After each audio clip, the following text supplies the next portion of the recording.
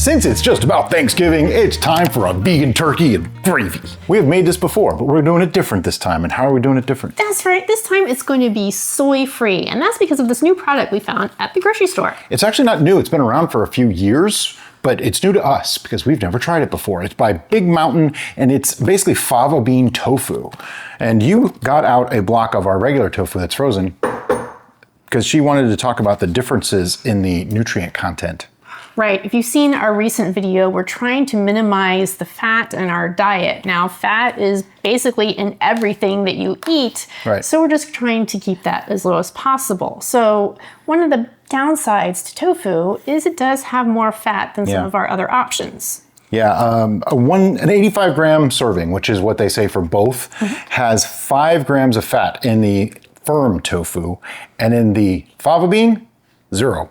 That's a huge difference right there because there's 6 servings in here and there's 4 servings in here because this is a slightly smaller package. But the serving size is the same per gram, so that worked out great to compare.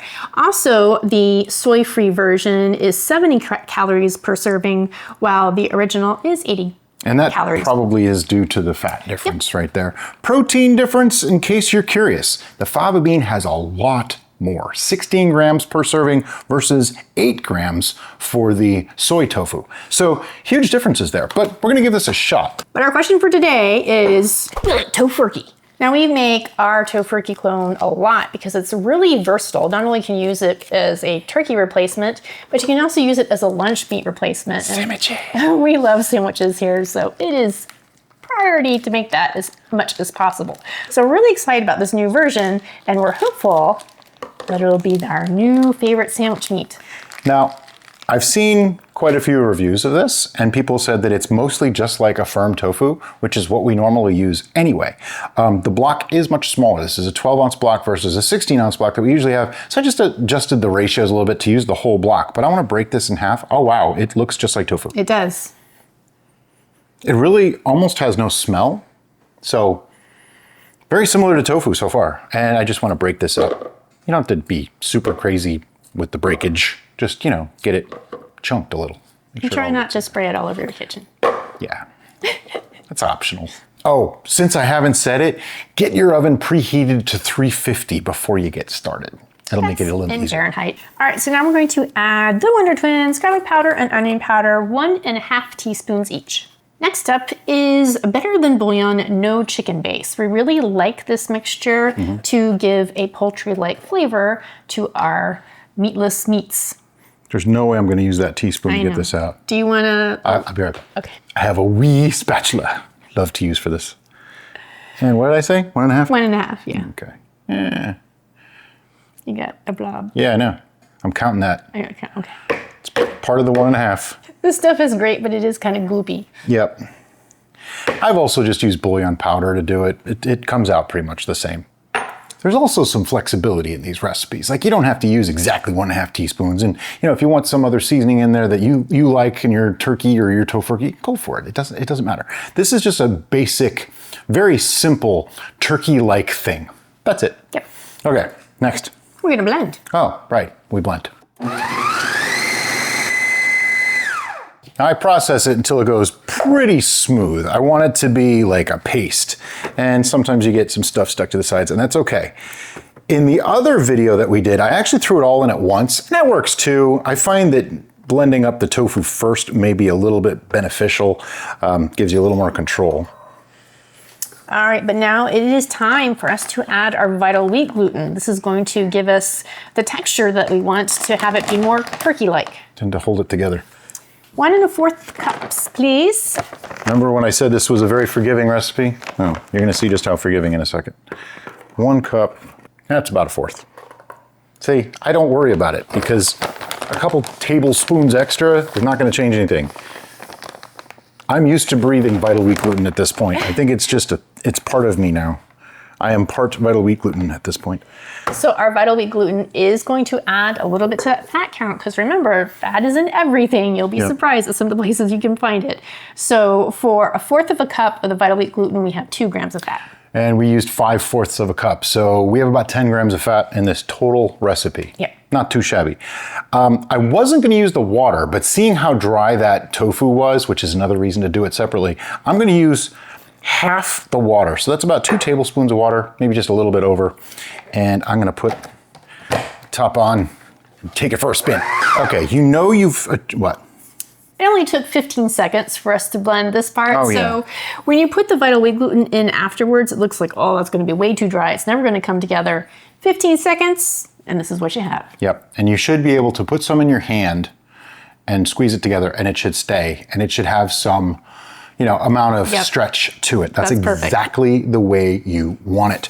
Now, we mold. Okay, so what I have here is some parchment paper and some tin foil. Now, I don't always use the parchment paper, I'll be honest, but people get a little bit crazy when you put stuff touching tin foil. And hey, if it's your preference, don't let tin foil touch your food. I understand. If you're trying to do this without tin foil at all, you probably need either a lot more parchment paper or something else to bind it together on the outside to wrap it up that won't let it expand. Right, and that's why we're using these things to keep it compact and in the form that we're trying to shape rather than let it explode all over the place, because not only is that going to change it visually, but it's also going to change its texture. All right, so I just flipped the parchment paper over so it won't unroll on me. I'm just gonna take the mixture, put it right out onto the parchment. It's kind of sticky, which is a good thing. That's all the gluten formed inside it, and gluten is just the protein in there. So are you gonna knead it a little bit? I am gonna knead it a little bit. It does need a knead. I wanna form it together into one mass, mostly. Kneading is not really what I'm doing. What I'm doing is just forming it, see? Something like that. Just bringing it all together in one place. Kind of like what Thanksgiving's about, That was probably the most sentimental thing I've ever said on this channel. I just want to get all those little pieces because, you paid for them. No point in wasting them. And then just give it a little bit, like this. It should be really firm already. Oh yeah. It makes less noise if I just do it in my hands because the tin foil is very noisy, so is the parchment paper. All right, so as you can see, that's got a really good firm texture, and now I want to roll it kind of into a log shape. Oh, there was a little piece. Almost missed that piece. Kind of a log shape. We have our semi-log shape. I like to put it at about the bottom third of the parchment paper to start with. Then I will take the parchment, roll it over the top like that, push down, and give it a good squeeze back. Kind of like when you do sushi, if you're making a sushi roll. Squeeze that back, and then roll it up. I want to make sure it's covered more than once with the parchment. Like there should be a couple layers of parchment. And then find your ends, give them a squeeze. Make it like a big Tootsie Roll. Now the exact shape, this is probably about, I would say almost 4 inches in diameter, which works well for me. It makes nice chunks and slices for sandwiches, so I like that. If you go a lot narrower and longer, you may have to adjust your cooking time, so keep that in mind. And then same thing with the tin foil. Just go over, pull back so that it's nice and tight, wrap it up, make sure there's at least 2 layers on it, find your ends, and make it a Tootsie Roll. Now, this will expand a lot when cooking if it's not contained. That's why it's so important. Oops, I tore the tin foil. Be careful, don't tear your tin foil because that can make it do a thing. Okay, if you tear your tin foil, don't worry, you don't have to take it apart or anything. Just put another piece over it. And I'm just gonna do the exact same thing. Roll it up, find my ends, and try to not tear it this time. Just gonna twist. I want to be firm yet delicate. Yeah. All right. Now that it looks like something that you'd throw to your dog as a chew toy, well, it does, doesn't it? It does. I'm gonna put this into the oven for 1 hour and 15 minutes, and then we'll be back to show you what it looks like.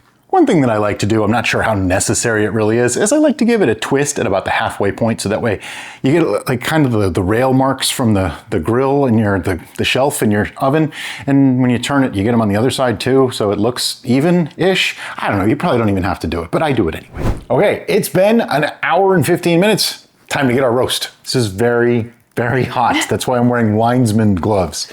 So what I like to do is just kind of set it to the side for a little while to cool off so I can unwrap it with bare hands. But while that's cooling, let's make our gravy to go with it. So with this gravy, we're going to continue with our low-fat theme and start with 2 cups of water. Now, in theory, you could mix this right in the pan, but I'm going to try to do it in a Pyrex first. It might be just a touch easier. We're also going to be using our no chicken base again, so that way we have a complementary flavor of a gravy to our Tofurkey. Now, you can use whatever kind of no chicken bouillon that you have. We happen to like this one, but I have several different ones that I use, and they all work pretty much equally well. So, and how much do I need? We are going to do a full tablespoon. That's probably more than a tablespoon. I don't want to be one of those people that says a tablespoon and then puts in like half a cup. You know, I hate that. That drives me nuts when I see people do that. They do it with oil all the time. Just a tablespoon of oil. Like this. And they're still going for like 5 minutes. It's like, that is not a tablespoon. Okay, and I just want to kind of dissolve that into the liquid, get it all off my little tiny spatula here, waste not, want not, and all. And to that, we're going to add thyme. Thyme is one of our favorite seasonings. It is Brian's favorite seasoning, and it's going to bring a lovely, bright, lemony-like essence to this gravy. So good. How much? A teaspoon. Yeah, or thereabouts. It's hard to go wrong. You know, you can never have too much time. We're also going to add black pepper to taste. We're probably going to put roughly half a teaspoon, but whatever works for you is how much you should use. And I want to give this a mix. And then we got a lovely flavor combination here, but we need to thicken it up, and that's where flour comes in. Now, before you add flour to this liquid, you want to make sure that your liquid is pretty cold. Ours was tap water, might not have been cold enough, so I might get some lumps, but I'm going to risk it. Recipe calls for a 1/4 cup, which is supposed to be the amount for 2 cups of water. I went with a rounded 1/4 cup because I don't trust that. And then whisk that up. We don't want any lumps. I got lumps. Sometimes it's just the way it goes, you know? That's what a whisk is for, though. It breaks up those lumps.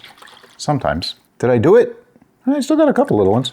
But this is why I like to do this before you put it in the pan, because this way you can get rid of a lot of problems and you don't have to add oil or butter or anything like that to thicken this up. Once this heats up, you don't want to add flour or starch to thicken it because you will immediately get clumps. If you feel like it still needs to be thickened, then you want to make a slurry on the side where you mix just a little bit of water and a little bit more flour, like a tablespoon at a time of each, and then you can put that in, and it'll mix in a lot easier.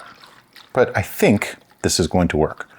And I think I got rid of all the lumps. I think you did. See? Be diligent with your whisking and you get rid of lumps. But now, over to the stove. So I want to put my pan to 5.92 on our stove, and then whisk up the mixture one more time to get all the herbs in suspension, and then I'm going to pour that into my pan. You can use a saucepan for this if you prefer. I'm just using a frying pan because it heats it up nice and even and quickly. It's going to take a few minutes before it starts to heat up, but you do want to whisk it because if you don't, what'll happen is some of the starches will start to coagulate on the bottom of the pan and it'll burn. And you won't have a nice gravy, you'll have a lumpy burned thing, and nobody wants a lumpy burned thing. Okay, so it's been like maybe 5 minutes while I made the gravy. I'm going to try to unroll this and not burn myself too badly. If you want to save the foil, go for it. I can never get it to work right. Oh, something else that's important to note. Ideally, in a perfect world, you want to take this entire roast after you remove it from the foil and put it in the fridge and let it sit overnight. That's ideal. I do not live in an ideal or perfect world, therefore we're going to be eating this for dinner tonight, and we're going to show you what it looks like right now. The reason why it's better to sit overnight is because the texture does improve, so it'll get a little bit more meaty, a little firmer. Okay, let me just open this up first. Here we go, the big reveal. Oh, look at that. It looks like a turkey loaf. Yeah. It really does. Like you see it at a deli or something. Yep, perfect. All right, I like nice slices, so here we go.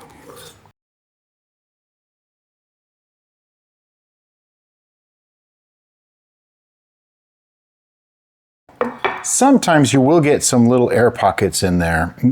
just means I didn't wrap it tight enough. That's really what that signifies. But I'm gonna try to arrange these on a plate, kind of pretty looking, and then put some gravy on it. And there we go. Oh, that's good. That looks amazing. It really does. Now is the best part of every cooking video. We get to taste it. I'm just gonna cut off a couple pieces here. Now, we're gonna be eating this as if it was turkey, okay? For like a Thanksgiving type thing.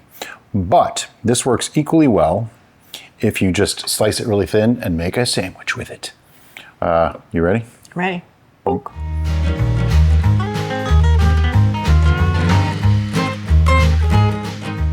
The flavor's spot on. Mm-hmm. The gravy's fantastic. The meat is moist, but not like wet. With the gravy, it just works. Oh, so good. This is one of my favorite things, actually. So tonight I'm making this with mashed potatoes and probably some Brussels sprouts. Yeah, I'm excited. If you're looking to make this for Thanksgiving or any holiday, we have plenty of other sides that will accompany this perfectly on the channel. They're not all low-fat recipes, but they are all vegan. Mm-hmm. So that includes our green bean casserole, mac and cheese, applesauce, holiday stuffing, and of course, Brussels sprouts. 3 different methods. Make this. And as always, guys, thanks so much for watching. We'll see you next time on The Bistro.